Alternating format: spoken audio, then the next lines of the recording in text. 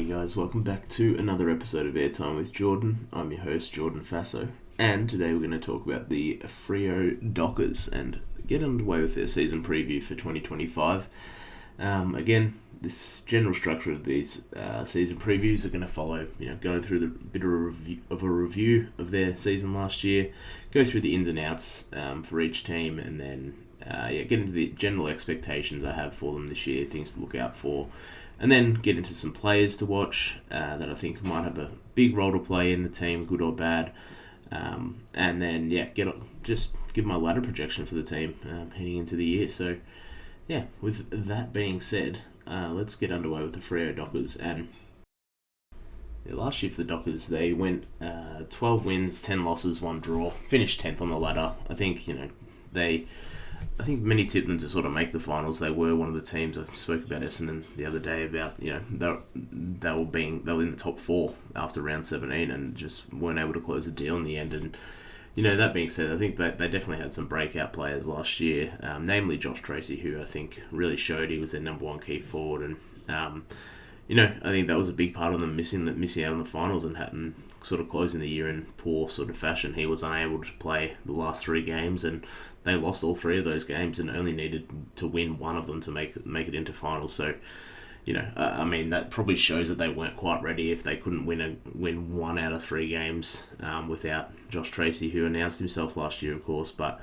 I think that there was a few nice moves. I think Hayden Young really cemented himself in the midfield, showed that he's going to be a serious player inside there for years to come, and that's sort of even without considering the fact that he's a quality half-backer and can stop people as well. So, it gives them that defensive presence inside, and Andrew Brayshaw and then Caleb Sarong can also just play off him, and Hayden Young's definitely the biggest of the 3, so provides that size for them inside, which I think they sort of lacked at times previously, especially after Nat Fyfe obviously has fallen off from his Brownlow days, which is to be expected at the age he is and all the injuries he's gone through. So it's going to be interesting this year how they shape up in the middle of the ground. I think they've got one of the best groups in the league, which I'll touch on in the general expectations sort of segment. But let's get straight into the ins and outs for Freo. Let's not muck around with these guys. And big in, Shea Bolton, one of the biggest steals of the trade period. Jaron Carr,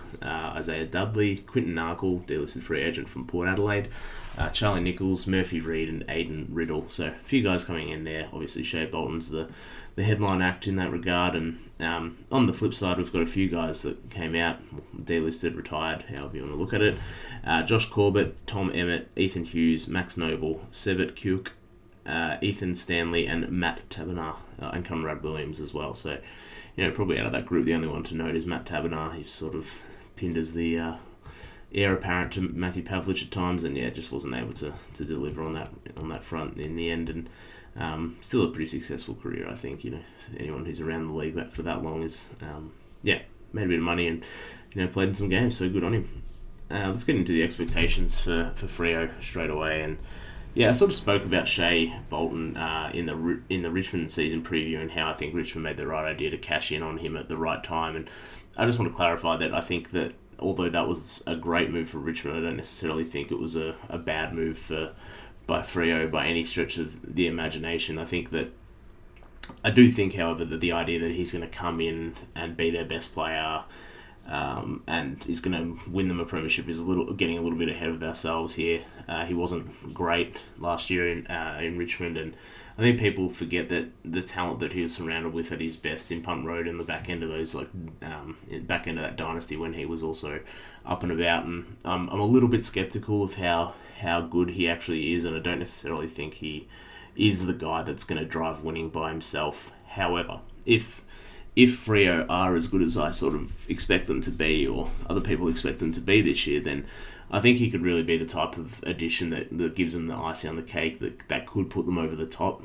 I don't think he's a floor raiser, so they've got to get to a certain level as a team first before I think he's going to be able to contribute and potentially help win them some games. But I think he really gives them that spark up forward, and also has the ability to give them a bit of a point of difference in the midfield. I think you got Brayshaw, Sarong, and Hayden Young through there, and I think it just makes life easier on them to hopefully add a string to their bows in being able to play a bit forward as well and be more interchangeable with Shea Bolton potentially. But yeah, I think the point of difference is that being able to float Shea Bolton through the midfield there gives them, whether he's actually a midfielder or just plays as a high half forward, I guess, is another question. But yeah, being able to float him through the midfield there gives them the speed and scoring that I don't think their midfield really has at the moment, and it lacks a bit of, regardless of how good I do think that midfield group is. I think that is one area where they might be able to utilise Shea Bolton a bit more. And yeah, I don't necessarily expect him to be a midfielder full time, but being able to put him through the mix there of an already elite midfield is going to be a pretty special, lever that they're going to be able to pull. And yeah, I'm excited to see how that all comes together.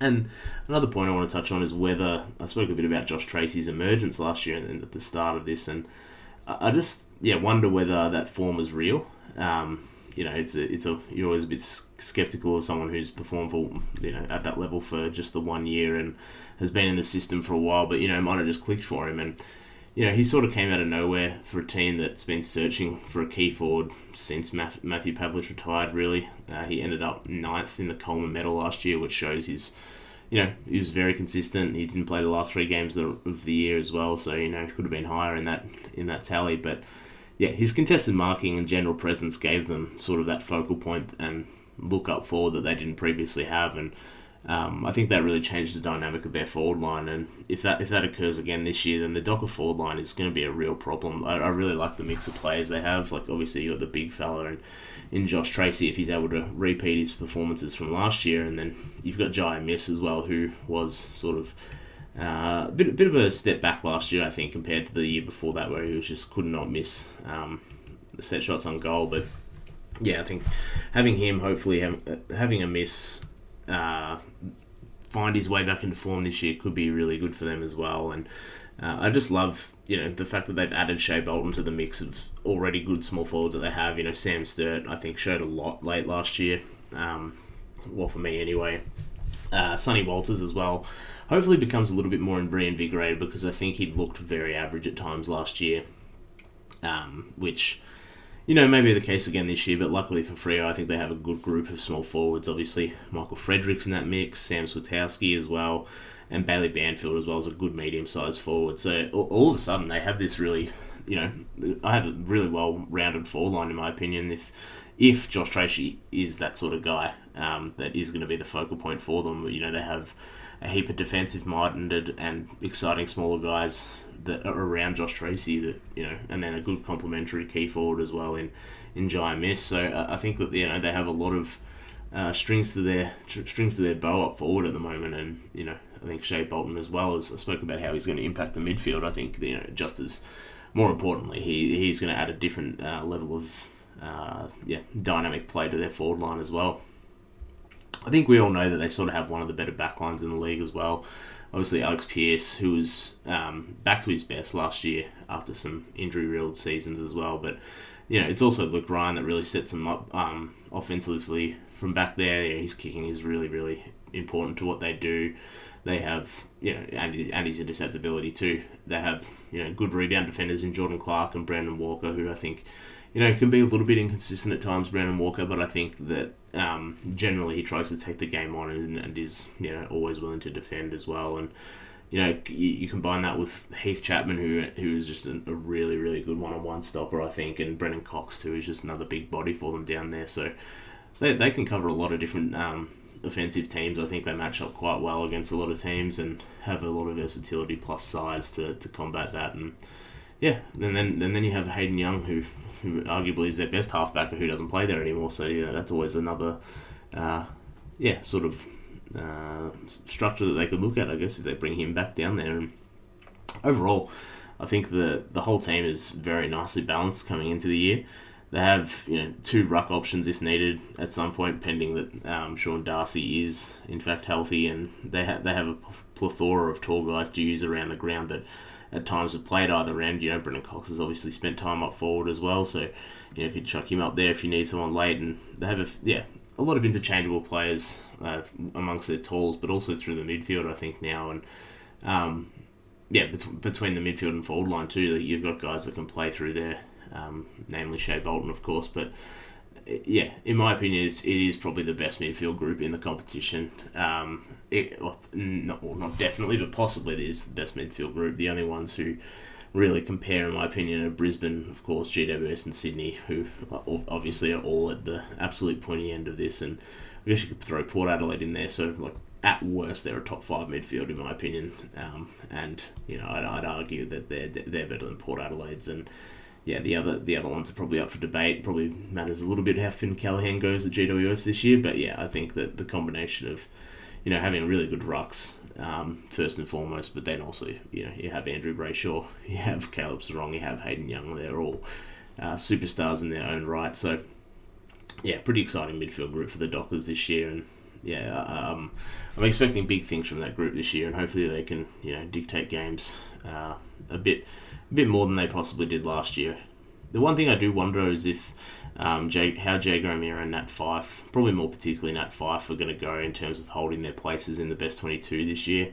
I think it's a weird thing to deal with, obviously, with Fyfe such a club champion, and I mean he's probably hung on a year too long in my opinion. But I'm keen to see what sort of a role he plays this year. O'Meara, I think, was really serviceable last year as well.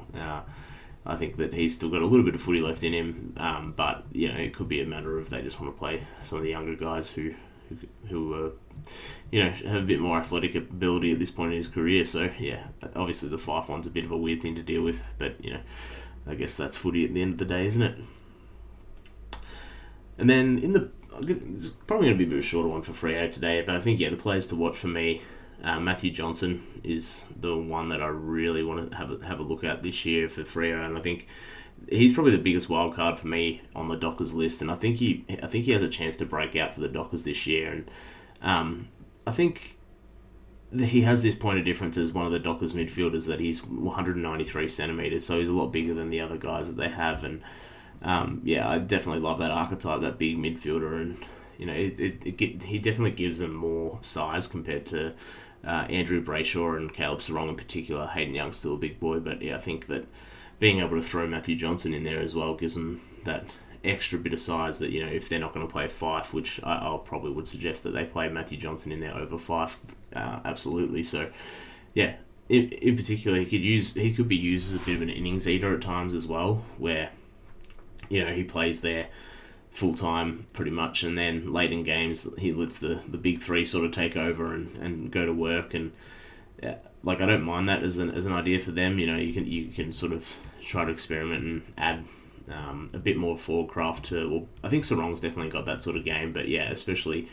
Brayshaw as well. Let those guys sort of develop as half forwards a little bit too. It gives them just another look and somewhere for them to rest and impact the game elsewhere as well. So I wouldn't mind if they let him actually play a lot through the midfield this year. And I like his foot skills a lot. Both his disposal efficiency and kicking efficiency are above average, and if he's able to get more inside mid-time, then I think we were looking at another potential star in their midfield group here. I think I don't think he was super consistent last year necessarily, but there's just some flashes that I've seen from him. Particularly, there was a game against Sydney. They played that he was very, very good in at Optus Stadium last year, and I think, as I said, it gives them the chance to play a bit more versatile. It gives them a bit more versatility through the midfield, with obviously Shea Bolton coming through. I've spoken a lot about that, but giving Caleb Sarong the chance to play out forward a bit more. Hayden Young can go back a bit more and help out down there, and generally just keep those guys fresher until you need to switch it up a gear later in the game, because I think you already sort of know what that core midfield group is capable of. And I've got straight in my sort of ladder projection for them this year, and I think I've got them 7th in my power ranking heading into the year, and then 7th as well as their final ladder position. And I think if they're able to incorporate Shea Bolton nicely, build on their success from last year, and make Optus Stadium a bit of a fortress, I can absolutely see this team making the prelim at, if they get a home final, for example, in the first week, whether it's 5th or 6th, or I don't think they get to 1st or 2nd on the ladder, but that gives them a fighting chance, I think. And I think they've shown that they have pretty high upside. As I said, they were 3rd on the ladder with a good percentage after round 17 they just weren't able to finish the year off, and I think that'll hopefully they've looked on that sort of pouring into the year and can rectify that going into this year. I really think that this is the year that they should. Yeah, I think they should be making the finals again this year after they did also in 2023. So, and they had a bit of a drop off last year, obviously not making it. But yeah, I'd be excited if I was a Freo fan. I think there's definitely some upside to this group, and they're still quite a young core as well. A bit of talk this week about Luke Jackson as well potentially leaving. So I think that you definitely want him to stick around and give him a reason to. So hopefully, them jumping up the ladder and making the finals and potentially having a bit of a run in September could help in keeping him as well. So yeah, excited to see where Freo go this year, and I think they're one of the they're definitely an outside chance for me to potentially make the grand final as well. I think that things can break well for them. As I said, if Optus Stadium is a bit of a fortress, then they might be able to pull something off there. And it's just about continuity and hoping that some of their players, namely Josh Tracy, is able to keep up his form from last year. And overall pretty high on the Dockers going into this year. So I'll leave it there for now, and thanks for listening, guys, and I'll be back soon with another podcast. All right, catch us.